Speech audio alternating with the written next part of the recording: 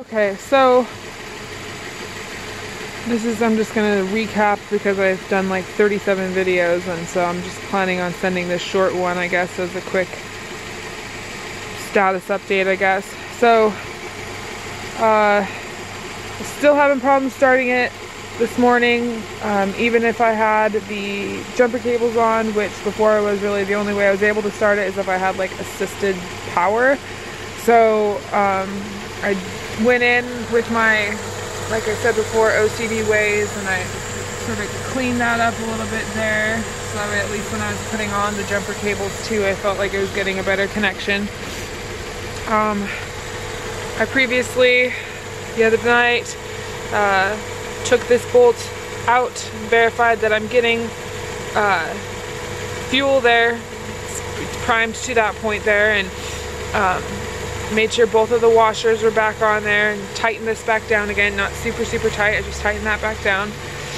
I had taken off the distributor cap here, checked all of my spark plug ends right here, they all look good. When I took this off, I was trying to get that rotor off right there with that screw on the side, and the fucker's in there so hard I was gonna strip it. So I was told to take the whole distributor off and mark to make sure that my timing was correct when I put it back on there again. And still couldn't get the damn screw off, but I did check all of the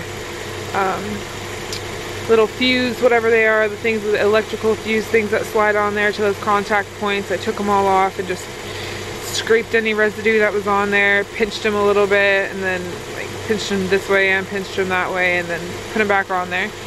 And at one point after I did that, it fired back up, and I was like, yay, it fixed it. But then I started having problems again when I started putting everything back together or whatever. I checked all these connections right here.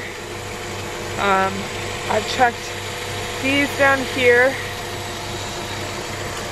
There are, it's sort of hard to see, but right there. So here's the distributor, and then this is where it's at right down here. Those ones, the plastic shit stuff or whatever on the left hand side, that seems a little brittle, but I mean it is cold as hell out here, so I mean that just might be how it's gonna be, kind of deal. I checked all of these fuel injector connectors as well, and made sure all the points on those were cleaned off. I didn't take off the whole fuel injector bar, although that was one of my plans, but once I found out that there's actually fuel getting to the fuel filter, I knew that it was there. Only thing I could think of is possibly one of them is clogged. But all of my spark plugs verified are good as well. And when it comes to this is where I'm at the point of the next problem, I guess, here. And it isn't necessarily anything to do with this, because I've cleaned it out now and it seems pretty good. And actually I sprayed some stuff in it too after a minute again, and I had some junk come out, and I don't know if that was because of the air filter or what it was from, but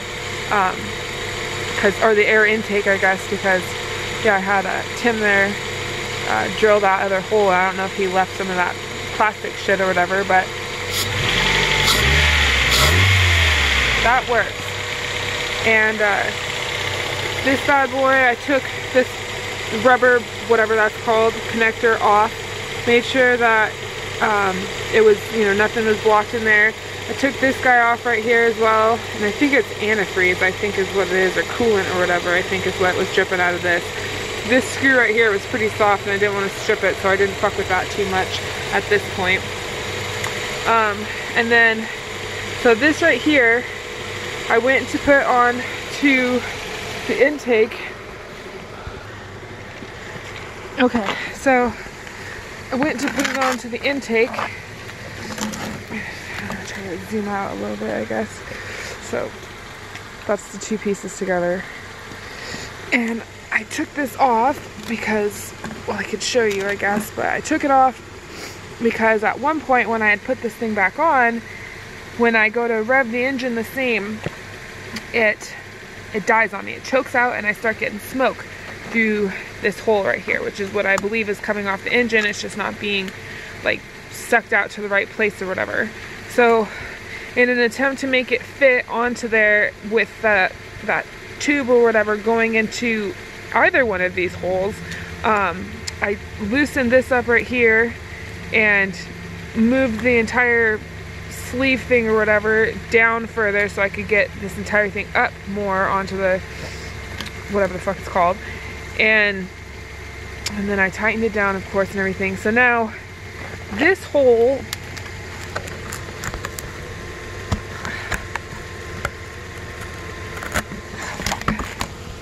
one sec. There we go. All right. So this hole is the one that originally I went in to get the grommet to close. And when I did that, and there was all this extra tape, came back and I peeled off the tape, and then it revealed another hole right here.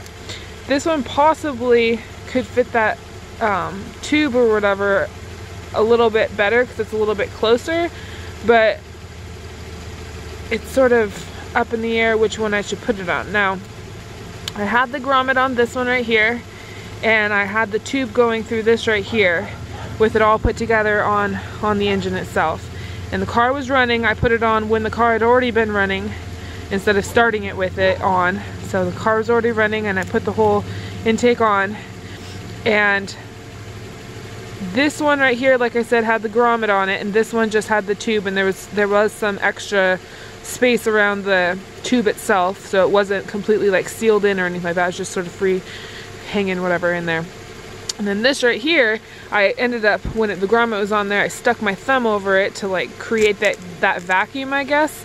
And when I did that, it at first it was fine. I did it again, and then it died, and I heard it. Majority of it was in my actual filter itself, and I don't know how to tell if this thing's clean. I don't know if I'm supposed to, I mean, I haven't Googled it yet, I guess. But it sounds like it's choking here, like down, like on the pipe itself. When it was in the car, it sounded like it was like choking. And this right here, I don't know how bad that is. This right here, I don't know how bad that is. I don't know if it means it was melted, because I don't even know. I don't think that there's anything where it's sitting that gets that hot. Maybe, I don't know, but this is what I think possibly might be. And if it's just, I guess, the cold air intake filter, I think is what I've deduced. I don't know if I can just rinse this thing out and use some soapy water or something and dry the fuck out of it, if that will work. But I mean, where it sits at, I don't see it being, I mean, possibly this is what it's rubbing on.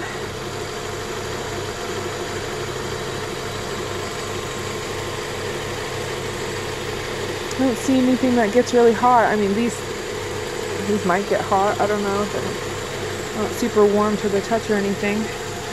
But you can hear that it's been pretty good idle the entire time. It's not fluctuating. It's the RPMs aren't bouncing back and forth or anything like that. I don't have any code lights on or anything like that. And I've already turned off the car, tried to turn it back on. It gave me some resistance on turn 1, and then I cranked it again and it started up. So I'm gonna, on video now, I'm gonna turn it off. I'm gonna try cranking it on again and see what kind of noise that it makes. But it seems to only want to actually turn over when that intake is off. And so now I don't know if I need to get just a new filter on it, or if, because there's 2 holes on the top of that intake for that hose, which I'm still unsure of what it does, if it just makes sense to get a whole new one or whatever, I don't know. But all right, I'm turning off the car. Wait a couple seconds. 1, 2, 3, 4, 5. All right.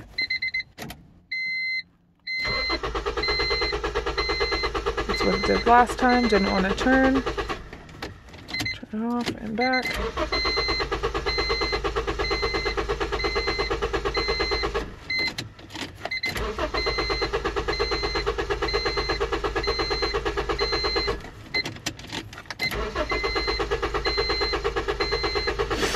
At least last time I was able to get it to crank again after about 2. not even like jerking at this point like it was before when it's about to start.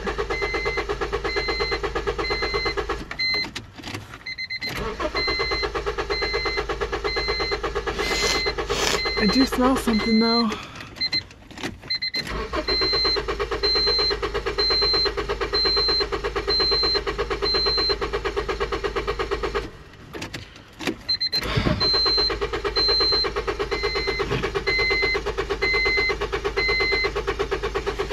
If you can see.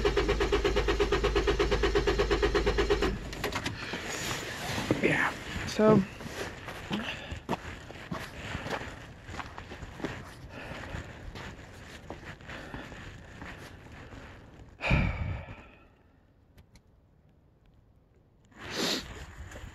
yeah, I'm not sure. Alright, I'm gonna upload this and I guess we'll see what I think of next, I guess.